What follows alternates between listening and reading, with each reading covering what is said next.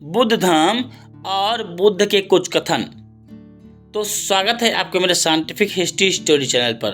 तो चलिए शुरू करते हैं। पहला, प्रज्ञा शील से परिशुद्ध होती है और शील प्रज्ञा से। जहाँ एक होता है वहीं सदा दूसरा होता है। शीलवान व्यक्ति प्रज्ञावान होता है और प्रज्ञावान व्यक्ति ही शीलवान। दोनों का युग्म विश्व के सबसे महान चीज कहलाती है। धम्मपद 184। दूसरा, सभी धर्म चैतसिक अवस्थाएं पहले मन में उत्पन्न होते हैं।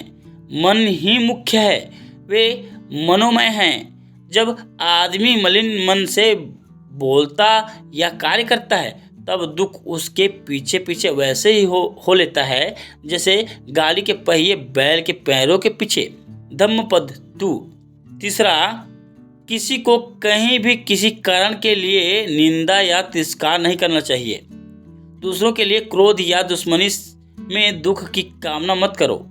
सुत्त निपात 149 149। चौथा, जिस प्रकार समुद्र का एक ही संवाद है नमक का स्वाद, इसी तरह धम्म का एक ही स्वाद है मुक्ति का स्वाद। पांचवा, दूसरों के दोष देखना आसान है, अपने दोष देखना कठिन।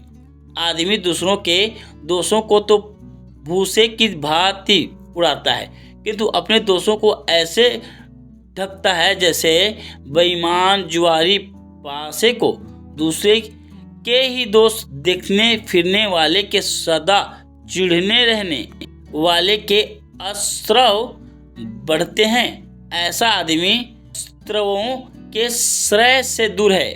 धम्मपद 253।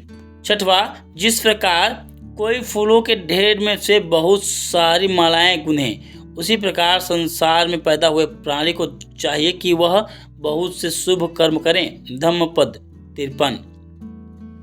सातवां, जब आप दूसरों से बातचीत करते हैं तो हो सकता है उचित वक्त अनुचित वक्त पर बोलते हैं, सत्य के अनुसार या नहीं, नम्रता या कटुता से विषय नुकल या नहीं, मन में पूरी तरह से घृणा लिए या नफरत लिए हुए है। हमारा मन विकृत नहीं होगा, न ही नीच वाणी का प्रयोग करेंगे, बल्कि दयालुता और करुणता से हम सफल से मुक्त होकर और प्रेम से परिपूर्ण होकर जीवन बिताएंगे।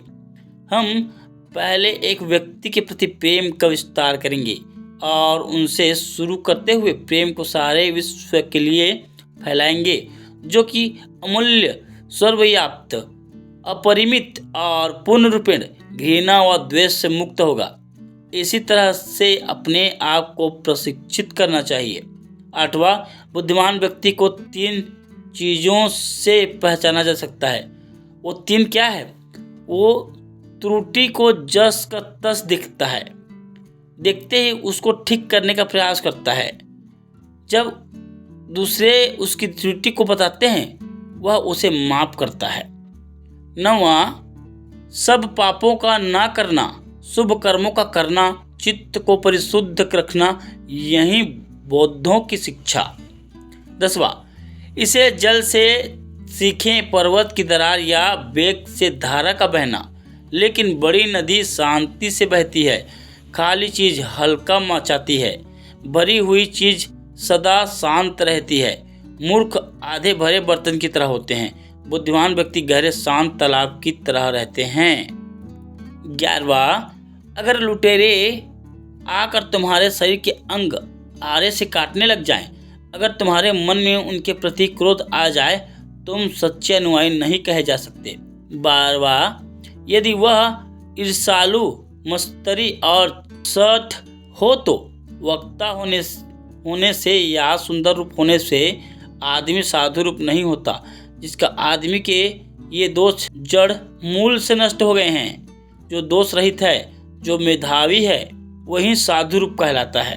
13वां, यह असंभव है जो व्यक्ति स्वयं अपने अधीन अनुशासित या असंतुष्ट नहीं, दूसरों को अधीन शिष्ट या संतुष्ट कर सके, लेकिन यह अवश्य संभव है कि व्यक्ति जो स्वयं के अधीन निष्ठ और संतुष्ट है दूसरों के ऐसा बनने में मददगार होगा।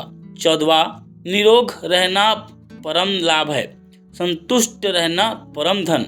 विश्वास सबसे बड़ा बंधु है। निर्माण सबसे बड़ा सुख।